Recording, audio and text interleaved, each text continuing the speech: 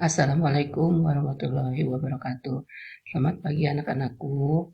Semoga semuanya kita dalam keadaan sehat walafiat.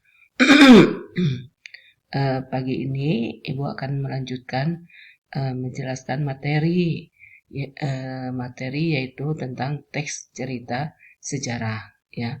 Nah, peta konsep yang harus kita pelajari dari cerita teks sejarah ini yaitu pertama mulai dari pengertian teks cerita sejarah ya, lalu yang kedua ciri-ciri dari teks cerita sejarah, yang ketiga yaitu struktur dari teks cerita sejarah yang terbagi menjadi tiga yaitu apa? Orientasi, urutan kejadian, dan reorientasi. Yang keempat yang kita bahas dari teks cerita sejarah ini yaitu mengenai fungsinya. Yang kelima, jangan lupa yaitu kaidah kebahasaannya juga perlu kita pahami. Dan yang terakhir yaitu mengenai jenis-jenisnya. Dan jenis-jenisnya ini ada dua, ada yang disebut dengan fiksi, ada yang disebut dengan non-fiksi. Ya. Ya, apa yang dimaksud dengan yang dimaksud dengan teks cerita sejarah? Ya, perlu kalian ketahui bahwa yang disebut dengan sejarah yaitu menceritakan tentang masa lalu, ya. Jadi kita harus seolah-olah berada di zaman tersebut, ya. Karena masa lalu dengan masa sekarang situasi maupun kondisinya itu akan sangat berbeda, ya. Apalagi untuk masa yang akan datang. Tapi kita perlu mengetahui peristiwa-peristiwa atau kejadian-kejadian masa lalu itu sebagai sejarah mengingat kehidupan kita di masa yang lampau. Kita bisa hidup di masa sekarang itu karena ada masa lalu atau masa lampau, ya.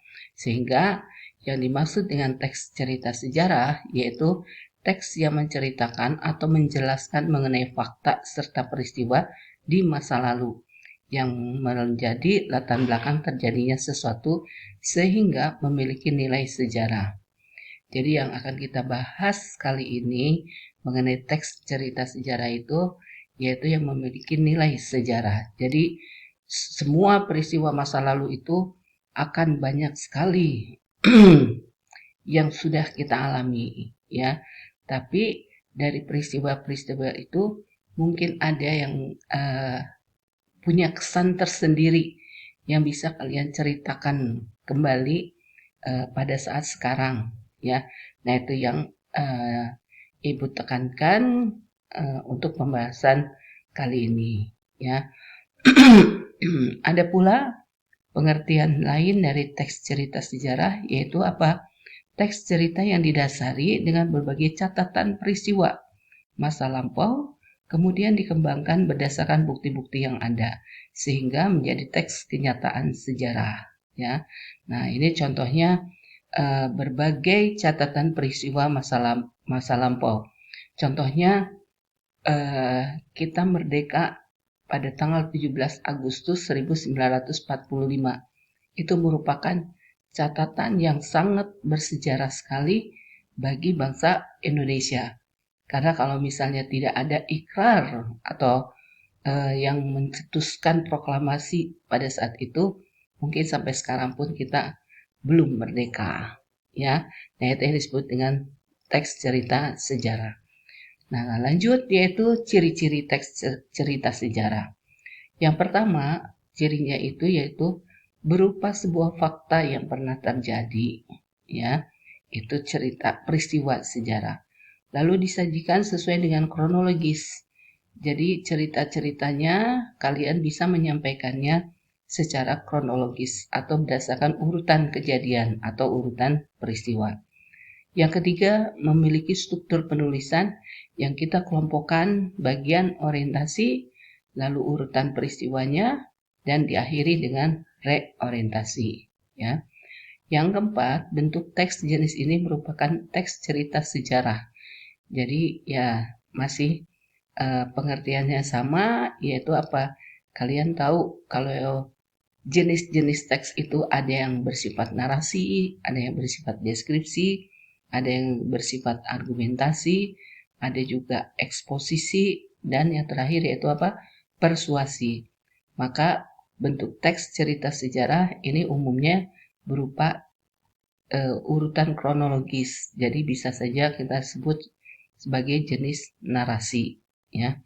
Nah, jangan lupa bahwa teks cerita sejarah dalam penyampaiannya itu selalu menggunakan konjungsi yang menyatakan temporal, yaitu konjungsi yang menyatakan waktu saat itu, ya, atau contohnya seperti itu, ya. Lanjut, yang kita bahas yaitu yang Ibu sampaikan tadi dari peta konsepnya, yaitu struktur teks cerita sejarah.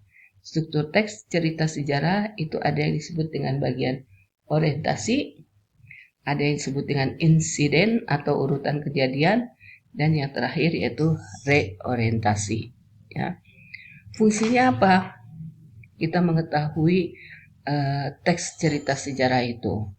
Ibu mengelompokkannya ini ada 4. Yang pertama yaitu fungsi instruktif. Fungsi instruktif itu merupakan alat bantu di dalam dunia pembelajaran. Jadi bagaimana kita mendapatkan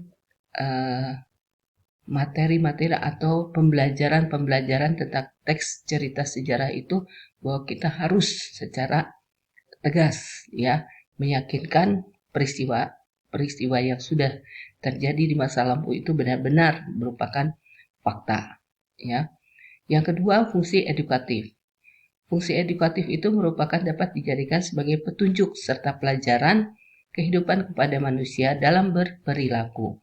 Jadi kita harus menghargai jasa-jasa pahlawan kita yang sudah mereka perjuangkan, maka kita harus menghargainya, ya.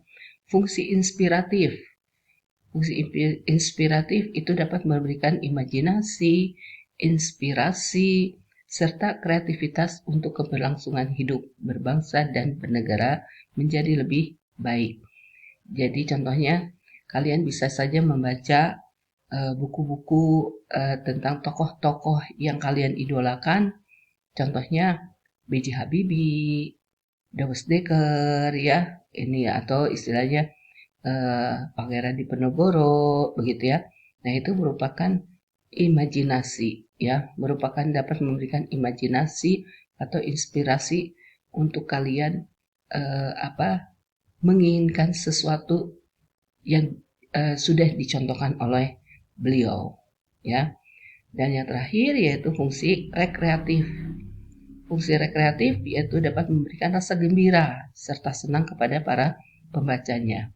Jadi rekreatif ini bisa juga dengan kalian membaca satu buku, kalian merasa penasaran ingin membaca buku yang lainnya, ya. Lalu ingin membaca buku-buku selanjutnya. Nah, itu sebagai rekreatif karena ada rasa penasaran, ada rasa gembira yang kalian dapatkan dari cerita tersebut, ya. Nah, selanjutnya jangan lupa bahwa setiap kali menulis, setiap kali kalian membaca suatu karya, itu tidak lupa kalian harus memahami terlebih dahulu mengenai kaidah kebahasaannya.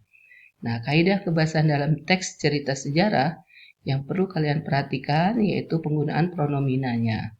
Jadi pronomina itu kata ganti orang. Jadi kalau misalnya untuk tokoh-tokoh sejarah yang menginspirasi kalian, tidak mungkin kalian menyebutkannya kamu, begitu kan? Tapi akan lebih baik lagi kalau kalian mengatakannya beliau, ya, atau misalnya sang superstar, begitu kan? Jadi ada suatu penghargaan, ya. Yang kedua, frase adverbial. Frase adverbial itu menyatakan keterangan. Jadi keterangan waktu, keterangan tempat di mana peristiwanya terjadi, begitu ya. Kapan peristiwa itu terjadi, nah itu merupakan adverbial. Yang ketiga, verba material. Jadi verba material itu verb, kata kerja. Kata kerja yang dipergunakan apa? Ya, banyak penggunaan kata kerja dalam bahasa Indonesia.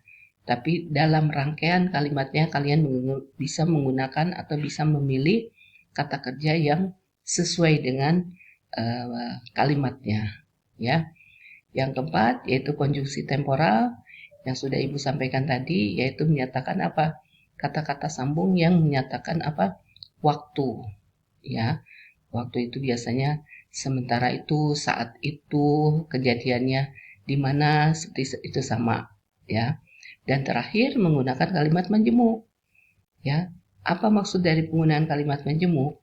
Jadi kalau dalam teks cerita sejarah itu boleh dikatakan penyampaiannya itu agar terlihat indah, kita tidak langsung pada secara to the point, secara langsung. Tapi akan lebih indah lagi kalau misalnya kita menyatakan, contohnya kalau kita ingin menyampaikan bahwa gadis itu cantik. Kalau yang disebut cantik itu seperti apa? Konotasinya itu akan berbeda apabila kalian menyampaikannya itu, wah gadis itu sangat menawan. Rambutnya indah, matanya juga indah. Lalu kalian menggunakan kalimat-kalimat yang bisa membuat si pembaca itu tertarik. Nah, itu akan lebih mm, terasa begitu, ya. Ini. Oh,